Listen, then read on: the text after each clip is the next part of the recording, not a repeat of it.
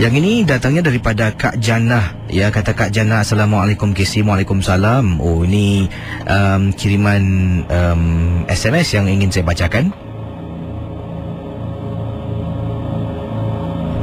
Katanya, KC, nak tanya pada para pendengar Misteri Jam 12 lah. Kak Jannah jarang mendengar rancangan ini sebab waktu-waktu hari-hari biasa memang memang sibuk uruskan anak-anak, terpaksa tidur awal dan hanya boleh mendengar Misteri Jam 12 pada hujung minggu, itu khususnya hari Jumaat saja. Dan Kak Jannah nak sarankan kenapa tak ada hari Sabtu dan juga hari Ahad MJ12 supaya orang-orang macam Kak Jannah boleh mendengarnya. Dan Kak Jannah ada pengalaman, KC. KC, 3 minggu yang lalu anak Kak Jannah telah pun pergi Shelly, ya, iaitu Shelly saudara sepupu lah kepada anak Kak Jannah. Anak Kak Jannah ni berusia 18 tahun dan Kak Jannah sebenarnya pada paginya telah pun ke sana dan harus pulang ke rumah, ada urusan-urusan yang harus dilakukan. Jadi suami bertugas waktu malam, anak Kak Jannah seorang saja, 18 tahun telah pun ke sana, dan Kak Jannah kata jangan tidur di chalet sebab sana ramai sangat orang, tak cukup bilik. Jadi suruh dia pulang ya bila dah sampai masanya.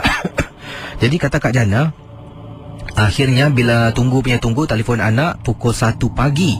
Anak kata anak dah keluar dari chalet dan akan dalam perjalanan nak pulang ke rumah. Untuk pengetahuan KC, Kak Jannah tinggal di salah sebuah kawasan di Jurong West. KC, pukul 1 lebih pagi anak dah keluar berangkat. Sampai rumah ya nak hampir-hampir pukul 2 pagi. Jadi bila sampai dekat kolong blok, anak pun telefon, mah dekat bawah blok. Jadi Kak Jannah pun bangunlah, keluar dari bilik, buka pintu, tunggu anak naik ke atas. Selang beberapa saat, KC, anak telefon menangis. Jadi Kak Jannah tanya kenapa, ingatkan ada peragut ke, perompak ke. Jadi Kak Jannah tak tunggu lagi, terus turun bawah, tengok anak sedang duduk di hujung blok, betul-betul tepi jalan.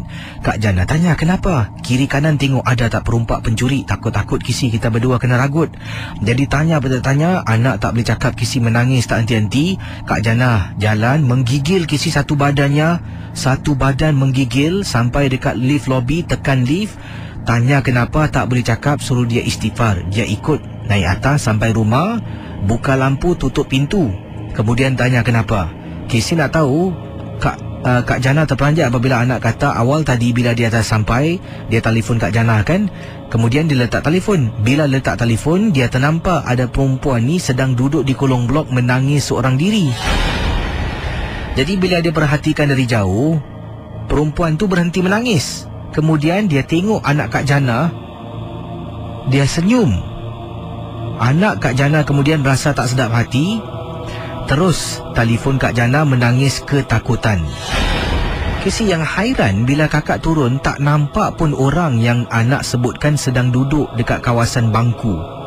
Jadi bila jalan ambil anak dekat tepi jalan, di kolong blok juga tengok kiri kanan tak nampak sesiapa pun. Anak kata dia nampak orang. KC ingin tanyalah, adakah orang ataupun benda yang anak nampak tu makhluk halus ataupun manusia biasa? Boleh tolong jelaskan tak KC? Anak nyaris-nyaris KC, ya, katanya nyaris-nyaris mungkin kena rasuk ke. Nasib baiklah kakak turun dengan segera. Terima kasih dan selamat tengah malam. Di sini ada PS, sekarang ni serik pula nak kasih anak izin balik malam-malam walaupun pergi majlis-majlis saudara mara. Terima kasih dan selamat tengah malam KC.